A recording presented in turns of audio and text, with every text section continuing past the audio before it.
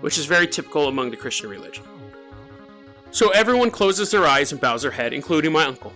And as they're praying, the minister is saying, the standard, "Thank you, Lord, for all that you've given us. Thank you, Lord, for keeping us together, making us a family." Something prompts my uncle to open his eyes. And he's the only one who does. And in the flicker of the flame, my uncle said he was looking at the minister.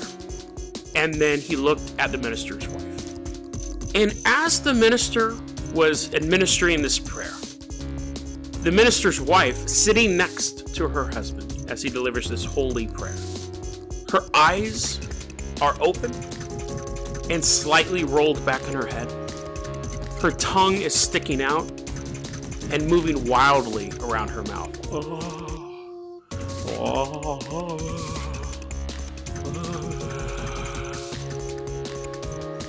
And he looked at her and he thought, she's mocking him.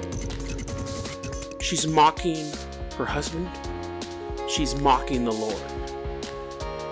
And her eyes just sat there, white, tongue wildly moving from side to side without making a noise. No one else heard it. No one else saw it. My uncle just closed his eyes and pretended he didn't see it. Didn't say anything to anyone that night. Didn't say anything for a year or two. Until he told my mother and my father that story. He said, "It seemed to me that she was mocking God. It seemed to me that something was wrong with her." Now, obviously, the implication there is that she was possessed. Demonic possession is an interesting thing because it's something that the church, pretty much all churches worldwide, at least Western religions, have terms and cures and things to look for with people who are demonically possessed. And the scientific community goes, "Oh yeah, those things actually happen, but we think it's this medical thing." So it's one of those things that science can say, "We don't believe in UFOs." Science will say, "We believe that people can act possessed, but these are why they have this mental illness or this type of chemical poisoning or whatever." So it's not something that science dismisses out of hand. They also see these symptoms. They just think the cause is something else. As opposed to science just saying Bigfoot doesn't exist, UFOs don't exist, ghosts don't exist. They'll say, yes, people do act weird and they wag their tongues and they flip around and stuff like that. But it's not a demon, it's X. So they admit that the symptoms are real. The only disagreement is the cause. So I remember hearing those stories when I was younger. And I remember once, I'll tell this story real quick. This wasn't on the itinerary, but I'll tell this story real quick. I remember once, so I was really sick, and I was sleeping in my bedroom. Me and my little brother shared a bedroom, and this was about 87 when we lived in Alameda. I was sleeping in my bedroom, and I was really, really sick, so my father was sleeping in my little brother's bed to keep an eye on me. And my little brother was sleeping with my mom in their bedroom. My little brother wasn't doing too good either. I think we were both sick. And what happened was my dad, and there was a hallway separating the two rooms. Merrick, you can visit this house if you want to. It's right next to Alameda Baptist Church. Merrick's a listener. He lives in Alameda. So I'm sleeping in my bedroom. My father's sleeping in my little brother's bed. My little brother's sleeping in bed with my mother. And my dad wakes up early in the morning, 2 or 3 in the morning, and he hears the sound of a child crying. And he's thinking, oh, Christopher must be really sick. That's my younger brother. I can hear him crying. Well, I'm sure my lovely crying, and eventually my dad goes, I better check on him. So he gets out of bed, and he leaves my bedroom, and he goes into the hallway. And when he goes into the hallway, my mother is standing there. And they look at each other for a second. And my mom says, I thought Jason was crying. I could hear him crying. My dad just looked at her, then looked down towards the floor. And in between the both of them, they heard the sound of a child crying in the middle of the empty hallway at 2 in the morning. I remember the next night when we woke up, my father actually had a meeting with me and my brothers, and he says, listen, I gotta talk to you guys. He goes, this is what happened last night. I told us the story I just told you. And he says, listen, here's the thing. This is part and parcel with being in the ministry. You're going to attract these type of forces.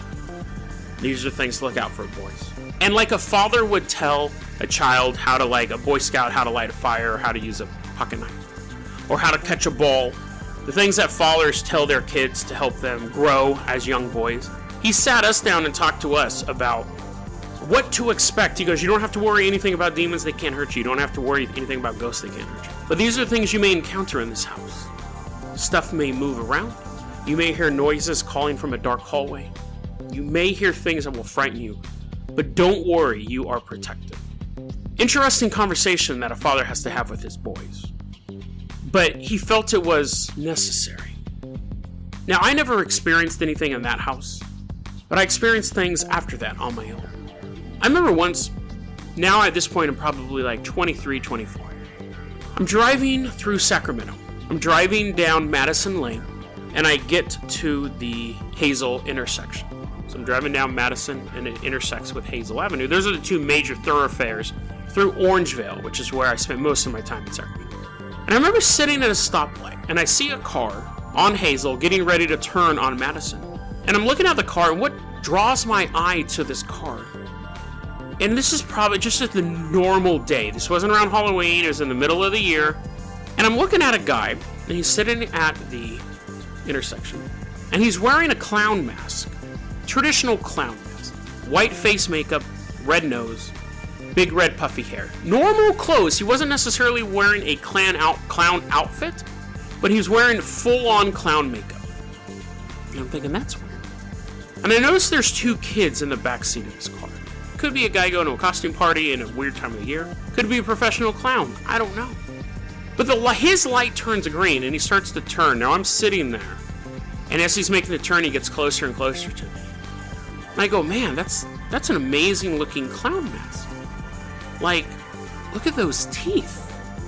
And that's when I realized that this guy isn't wearing a clown mask. He's wearing a monster clown mask. So, whatever he was trying to do, he was trying to be spooky.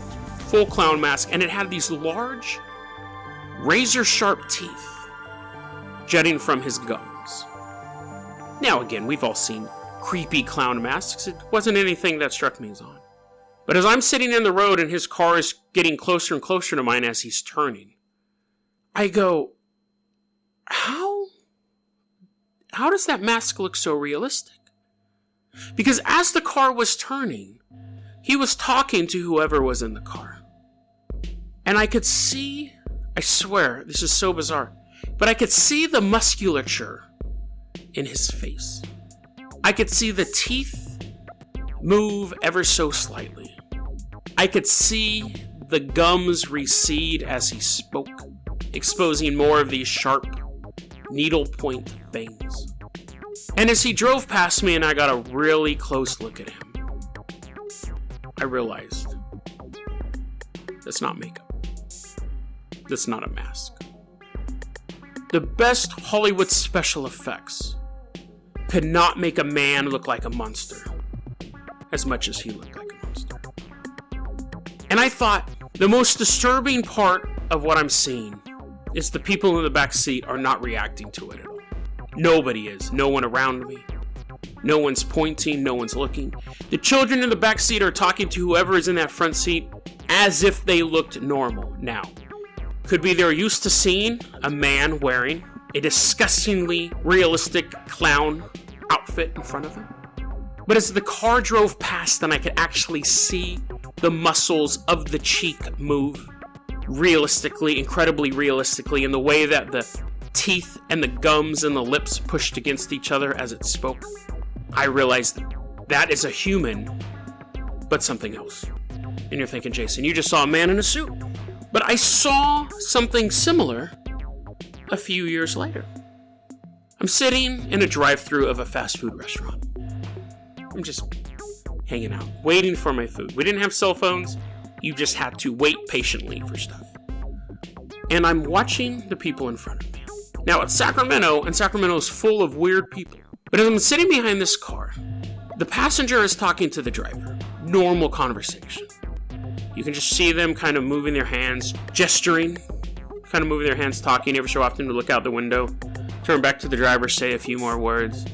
And the driver was violently and as hard as she could punching herself in the face. as hard as she could, as her neck twitched uncontrollably. I'm watching her head turn from side to side faster than is possible.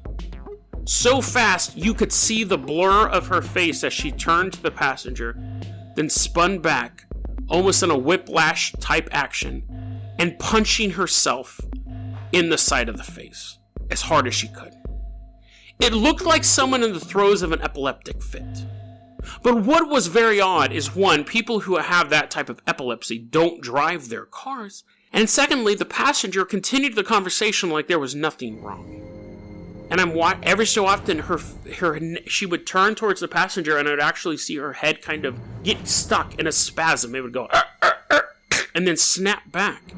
And she would punch herself right in the face, sometimes right in the nose.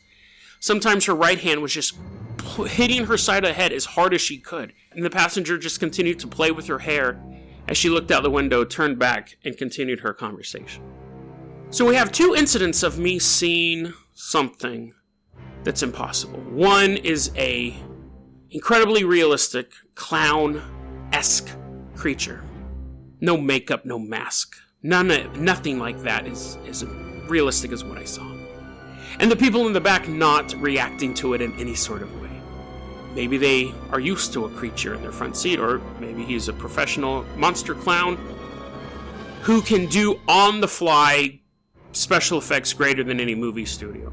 Maybe the woman driving the car in front of the drive-thru was hardcore epileptic, and she just happened to be a good driver, and the person was used to watching another human smash her face in mid-conversation. Possible. Unlikely, though. Very, very unlikely. Now, all of this stuff, all of these stories, may seem unconnected. And maybe they are. But I think the issue is that because I could see them, they could see me. They could watch me and watch the expression on my face and see how I'm reacting to them, even though they appear human to everybody else. I believe they could notice that I noticed them. Because a while after that last sighting started the Lost Summer. The Lost Summer is a period of time when things got weird. Really weird. You know, it's funny, after I moved up to Hood River in 2011, that fall, next year I was talking to a friend of mine, and she goes, "You know what?" I swear to God she said this. She goes, "You know what, Jason? I get the feeling that you saved the world." I just kind of looked at her. Because as little memory as I have, I do know that something important happened during the Lost Summer. DeadRabbitRadio@gmail.com is going to be your email address. You can also hit us up at Facebook.com/DeadRabbitRadio. Twitter is @DeadRabbitRadio. Dead Rabbit Radio is the daily paranormal, conspiracy, and true crime podcast. You don't have to listen to it every day, but I'm glad you listened to it today. Have a great weekend, and I will see you in 1 week. Thank you so much for listening to this show. Have a great one, guys.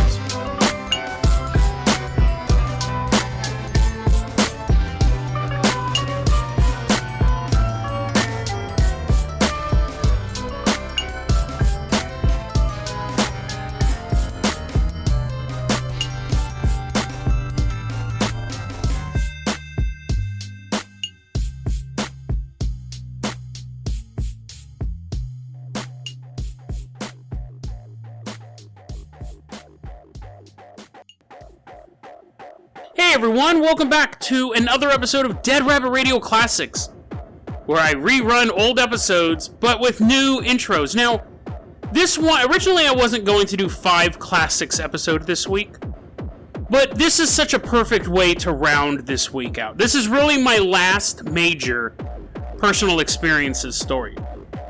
In kind of a more recent episode, this is episode 308, but I had really been building up to this episode, and in a lot of ways I never thought I would tell this story until the last episode of the podcast. Such a bizarre and deeply personal story is it contained in this episode. Before I recorded this episode, maybe only 2 people had ever heard this story before. Because if any story makes people think you're a lunatic, it's a story where you meet an angel. Not only where you meet an angel